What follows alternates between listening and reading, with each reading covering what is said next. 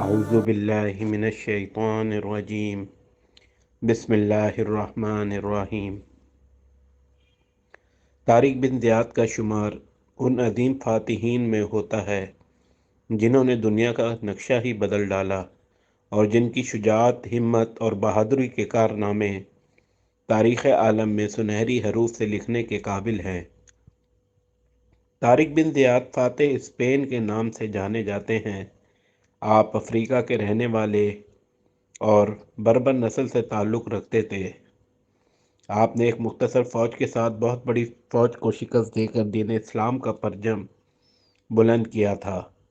طارق بن زیاد افریقہ کے گورنر موسیٰ بن نصیر کے نائب تھے۔ یہ خلیفہ ولید بن عبد الملک کا دور حکومت تھا۔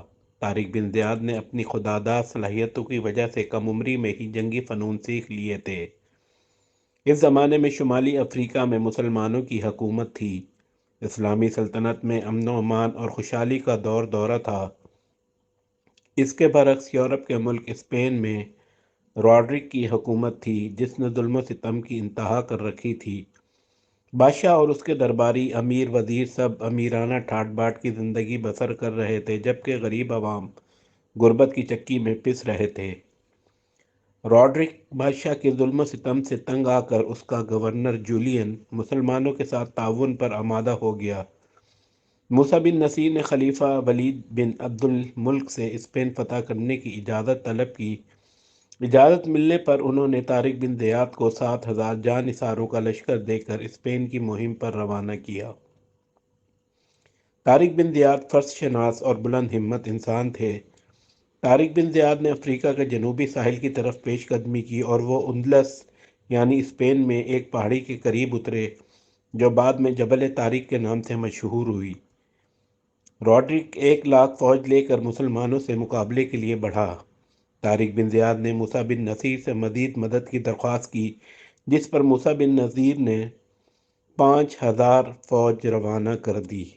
یوں مسلمان فوج کی کل تعداد 12,000 ہو گئی۔ مسلمانوں کی فوج صرف تلواروں اور نیزوں سے لیس تھی، جبکہ اس کے مقابلے پر 1,00,000 کا لشکر تھا جس کے پاس گھوڑے اور اسلحہ تھا۔ اسلامی لشکر جب ساحل پر اتر گیا تو طارق بن زیاد نے ایک انتہائی جرأت مندانہ قدم اٹھایا۔ اس نے وہ تمام جہاز اور کشتیاں جلانے کا حکم دیا جن کے ذریعے وہ یہاں پہنچے تھے۔ طارق بن زیاد کے ساتھی دشمن کی تعداد اور ان کے جنگی ساز و سامان کی کثرت دیکھ کر متاثر ہوئے۔ طارق بن زیاد نے اس موقع پر ایک ولولہ انگیز تقریر کی جس میں کہا، مسلمانوں، خوب سمجھ لو کہ اب تمہارے لیے واپسی کا کوئی راستہ نہیں۔ دشمن تمہارے آگے ہے اور سمندر تمہارے پیچھے۔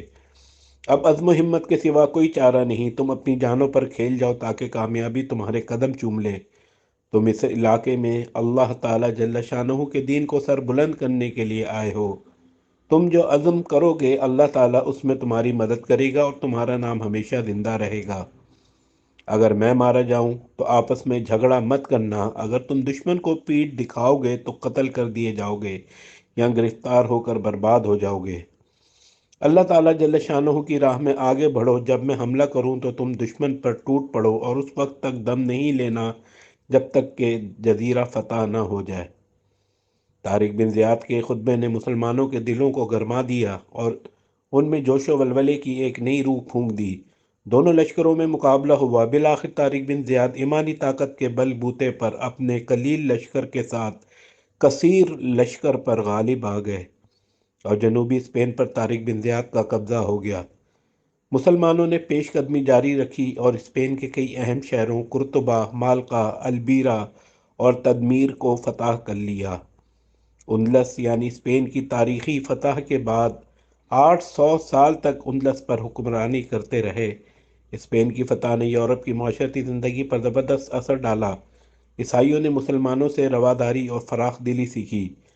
مسلمانوں کے حسن انتظام سے علاقے کے لوگوں کی حالت بہتر ہو گئی۔ وہ مسلمانوں کے زیر سایہ پرامن اور خوشحال زندگی بسر کرنے لگے۔ طارق بن زیاد 95 ہجری میں موسیٰ بن نصیر کے ساتھ دمشق آ گئے اور وہاں قیام کے دوران اس جہان فانی سے رخصت ہو گئے۔ جزاک اللہ۔